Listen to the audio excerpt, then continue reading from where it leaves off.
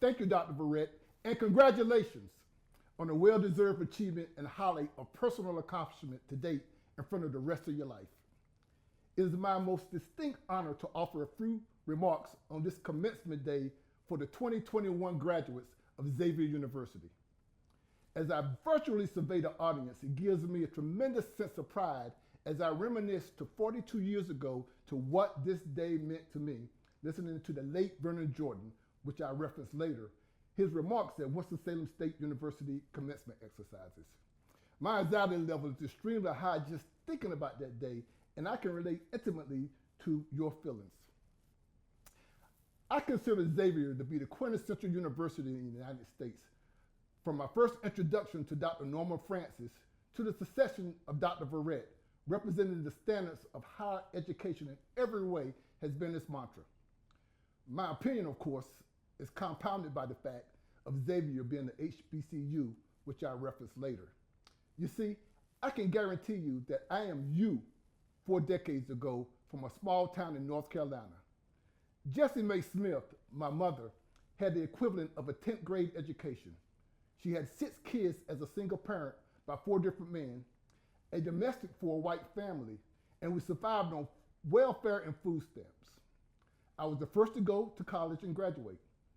By a virtual show of hands, I know a certain percentage of you are first generation of your family. I feel that connection.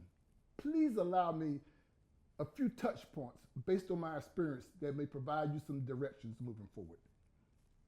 When you arrived at Xavier, you entered to learn, but you have to depart to serve. And that starts with perseverance. Overcoming adversity to achieve success is a true definition. And the last year has been the most challenging of our lifetimes, and you made it to graduation. Congratulations. You live, you learn, but then you learn to live. Your intestinal fortitude has been established, and you will apply it to being a difference maker across several platforms. I outline enter to learn, depart to serve as you find your way. I also contend that education is the equalizer. Your degree can never be taken away, and whether you continue your education or garner critical experience in the workforce, you will have to compete. And I mean compete at a higher level than your counterparts of different ethnicities. That is a fact, as we have a different set of rules that are institutionally deeply rooted in our society, meaning not white privilege. Trust me, that is the reality, and the past year has awakened us to even more of the most pressing and challenging opportunities. The reality is we have to work smarter, harder, while understanding, appreciating, and valuing diversity in every way. In other words, be true to yourself and bring others along with you for the journey. Which leads me into HBCUs. As I mentioned, the disparity has manifested itself. I took on the task with a lot of support to raise over $10 million to support UNCF. You see, HBCUs represent 17% of bachelor's degrees earned by black students in the USA, yet HBCUs only receive 3% of institutions eligible for federal student aid. Join the Alumni Association. Send your kids and families to your alma maters. And for your education, go to the Black College Alumni Hall of Fame website to see our contributions to society, and they have truly been tremendous. Segue into generational education will lead to generational wealth. By a show of hands earlier, the significant percentage, as I mentioned, are first generations. Please ensure that you're not the last to pursue higher education. The wage gap, by any measure, is worse now than at the turn of the century between black and white college educated students, between male and female, and salaried or hourly. For the sake of time, just Google the facts. Education has to be the centerpiece, and we need to morph into STEM above and beyond the usual safe opportunities. Accumulating wealth is critical to give you economic independence to invest, save, and be in the room for the venture capitalists. Sports, music, and Hollywood notwithstanding, people of color need to focus and land on financial understanding and financial literacy.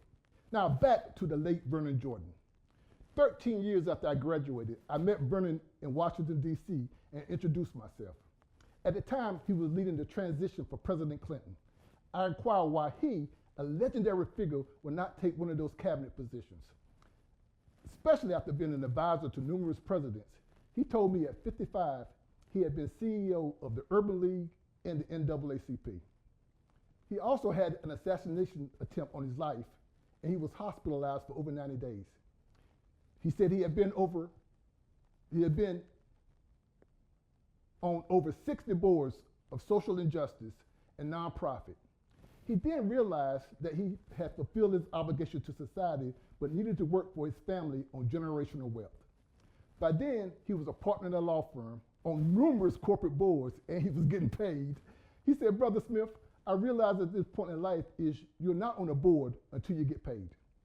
And to answer your question as to why, I couldn't take the pay cut. The early work he almost gave his life for paved the way for his second act, which was generational wealth fueled by public service and generational education. Enter to learn, depart to serve. Serving the community, building your universe inside out starts with strengthening your environment by volunteering, servicing your special interests, and leadership in all facets. The disparity I mentioned, while offset by society, at the same time moves us to history. History of developing vaccines, being lawyers, doctors, inventors, scientists, and achieving social justice. And more importantly, and significantly, elevating an HBCU alumni to the Vice President of the United States of America.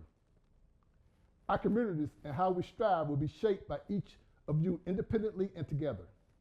The act of service will be made by actions and examples we set and the investments we make in society. You will be inheritors of a sense of caring and compassion. In this moment, I'm reminded of the words of my friend and my role model, the late, great Reverend C.T. Vivian. Quote, do what you can and do it well, he said. Quote, but always ask your question, is it serving people? Thank you for your audience. Thank you for this honor, and congratulations to the 2021 graduating class of Xavier University.